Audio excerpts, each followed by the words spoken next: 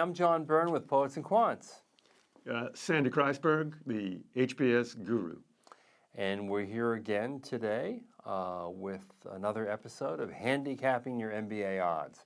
Today's candidate is a male from Western Europe.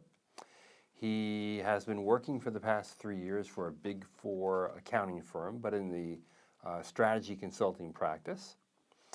He has an undergraduate degree from a small private London college in international business with Mandarin as a major.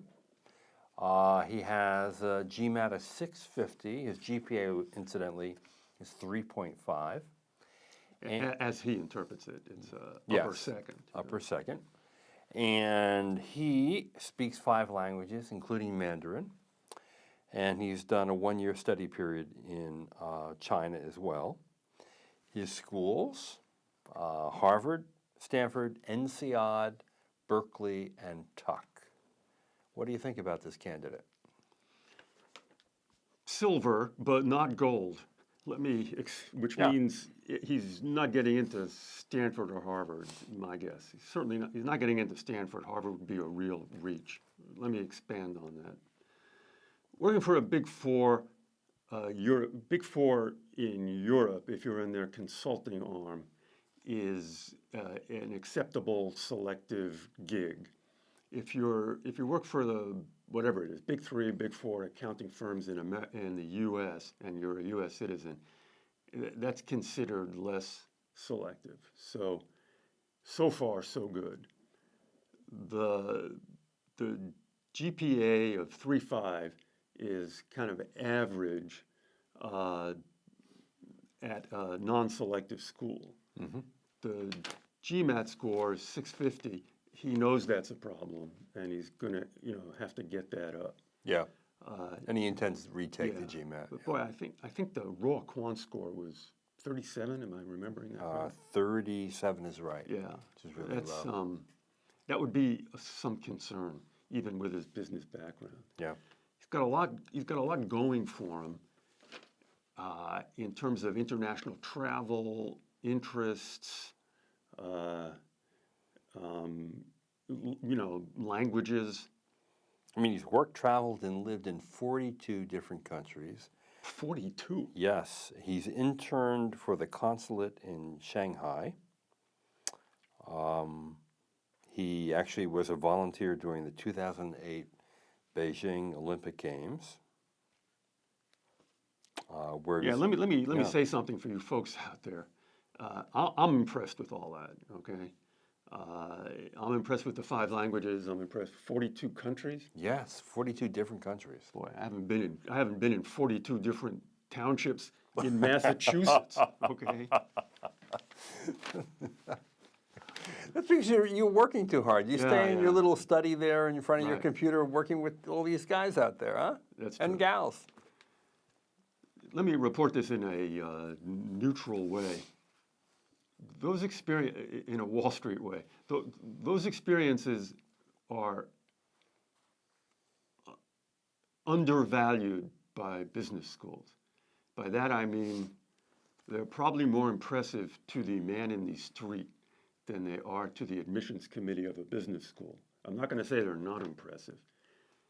They're not as impressive as they are impressive. They're just not as impressive as you think they are. It's not going to blow open the door, the fact you've had all that international experience. Although it's helping his story, isn't it? I mean, he majored in international business.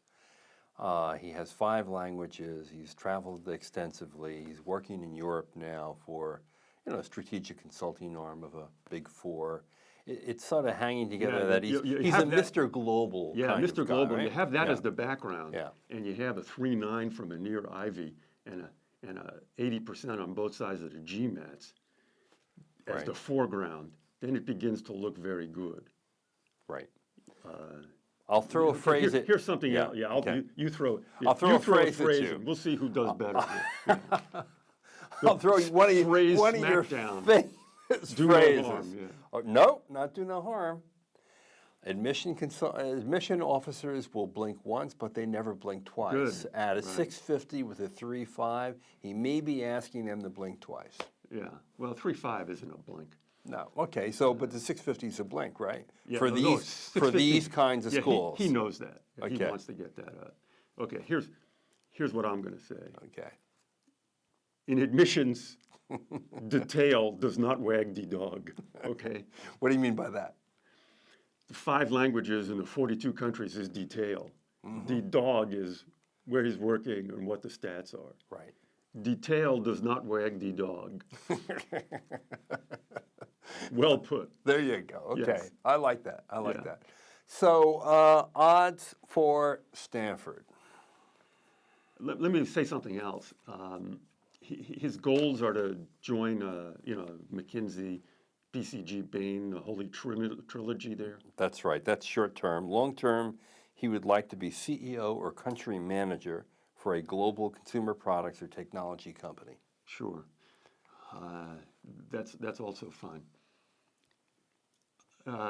Those big consulting firms, this is one of these dirty little secrets, often they ask for your GMAT score.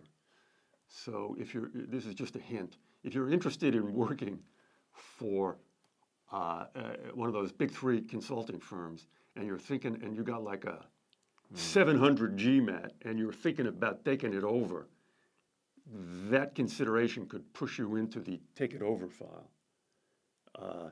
In that McKinsey likes to hire people with like a 720 GMAT. Those big consulting firms ask for your GMAT. So this guy, my advice to this guy vis-a-vis the GMAT is keep taking it. Take it as many times as you can. Your score goes up. As many times, I mean, realistically, how many more times could he take it if he needed to? 3? 2? I think there's a rule. I think you can take it 5 times with 30-day intervals. Yeah. I'm not sure of this, but I think our readers may know this more than we And do. given his goals, you would urge him to do as much as he can to get to close to 720. Yeah. Yeah. I mean, the fact that he's already doing strategy consulting at a big 4, and he's okay. merely using the degree to trade up, wouldn't they give him a break on the GMAT at McKinsey, Bain, BCG? I don't know. It's possible. I don't know. But, you know, Okay. So odds at Stanford.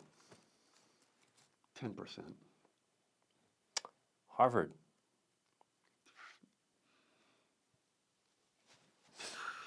15 to 20%. INSEAD. INSEAD is where this guy belongs, even though he probably doesn't want it. INSEAD is totally where this guy belongs. How old is he? He is, Does he let's indicate? see, 20, he'll be 28 at matriculation. Okay. INSEAD runs a little older. It's more open to profiles like this. They're not as concerned with U.S. magazine rankings. He's their kind of international guy. Right. He would fit right in there. Yeah. I think his chances at INSEAD are, 40, 50%. And I'll add this too, because he's already in this field that he wants to work in, Right. strategy consulting, 11-month program, Yeah. maybe a nice easy shortcut and into that job. One of the things this guy presents to an admissions officer is he's not going to be unemployed. He can go back to where he came from. Yeah, that's true. Okay, Berkeley? That's a mighty interesting question.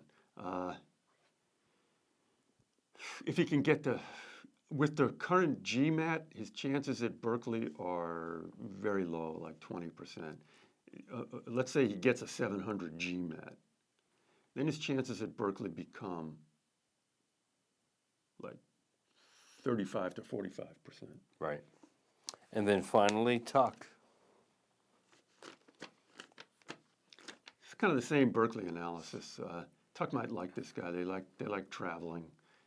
If you're in New Hampshire, they respect people who get out of town. He could be their kind of guy. So if he could get the GMAT up, they might go for this. And we should also add that everyone is considered in the pool, meaning, right, if a school feels that it needs someone who's speaking Mandarin, who has some good knowledge of the global landscape in business, and they may go for someone like this. Yes. And if they have other people who have better stats and fill that need, they'll go for them. True. Even a tug, the tail does not wag the dog, but the Yeah. tail can touch the dog and tickle it a little, maybe. All right. Well, we hope the dog gets tickled for you. Good luck. And to all of the rest of you out there, if you have a profile that you'd like Sandy to take a look at, just write it in the comments below, and we'll consider it. Meantime, good luck to everyone else who's trying to get into a great school.